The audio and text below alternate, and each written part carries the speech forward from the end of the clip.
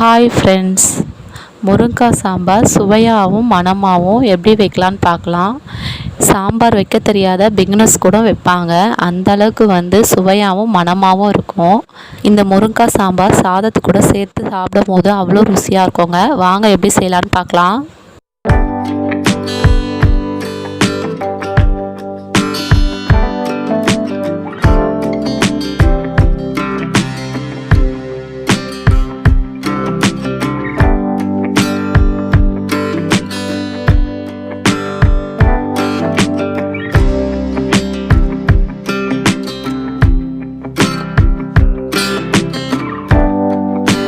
எந்த கப்பால் பருப்பு சேர்த்திங்களோ அதே கப்பால் 3 கப்பு தண்ணி வைங்க.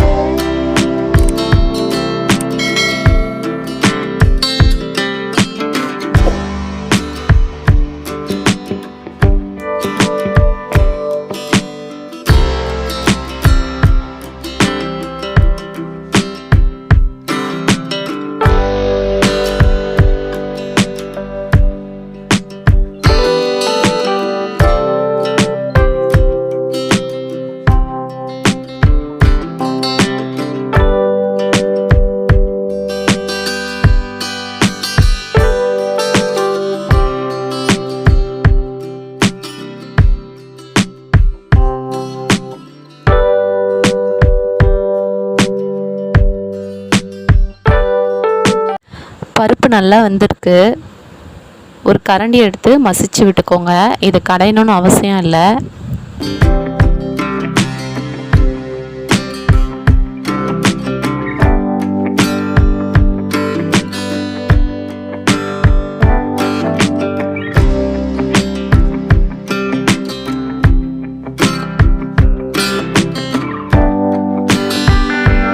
குக்கரில் வேக வச்ச பருப்பு தண்ணியை சேர்த்துக்கலாம்.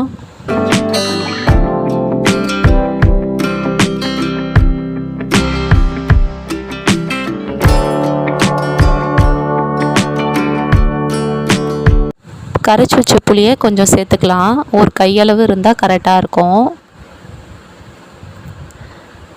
இப்போ எல்லாத்தையும் சேர்த்து நல்லா மிக்ஸ் பண்ணிவிடுங்க. உப்பு காரம் கரெக்டாக இருக்கான்னு பார்த்துக்கோங்க.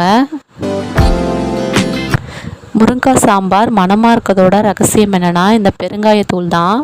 இது லாஸ்ட்டாக இறக்கிறதுக்கு முன்னாடி நம்ம இந்த பெருங்காயத்தூள் சேர்த்தோன்னா அவ்வளோ மணமாக இருக்குங்க. பெருங்காயத்தூள் சேர்த்ததும் கலக்கி விட்டுட்டு கொத்தமல்லியை தூவி விட்டுருங்க. இப்போ செய்கிற இதே மெத்தடில் நீங்கள் உங்கள் வீட்டில் ட்ரை பண்ணிங்கன்னா முருங்கைக்காய் சாம்பார் மணமாகவும் ருசியாகவும் இருக்கும். இப்போ ஓப்பன் பண்ணலாம். அவ்வளோதான் ஃப்ரெண்ட்ஸ், சாம்பார் ரெடி ஆகிடுச்சு.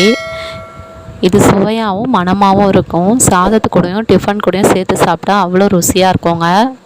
என்ன ஃப்ரெண்ட்ஸ், முருங்கைக்காய் சாம்பார் எப்படி வைக்கிறதுன்னு பார்த்தீங்களா? இந்த வீடியோ உங்களுக்கு பிடிச்சிருக்கும்னு நினைக்கிறேன். இந்த வீடியோ உங்களுக்கு பிடிச்சிருந்தால் லைக் பண்ணுங்கள், உங்கள் ஃப்ரெண்ட்ஸ் அண்ட் ஃபேமிலியோடு ஷேர் பண்ணுங்கள். மறக்காமல் கஸ்தூரி பார்ட்னர் சேனலை சப்ஸ்கிரைப் பண்ணுங்கள். நீங்கள் எப்படி செஞ்சீங்கன்னு கமெண்ட் பாக்ஸில் கமெண்ட் பண்ணுங்கள், நானும் தெரிஞ்சுக்கிறேன். தேங்க்ஸ் ஃபார் வாட்சிங்.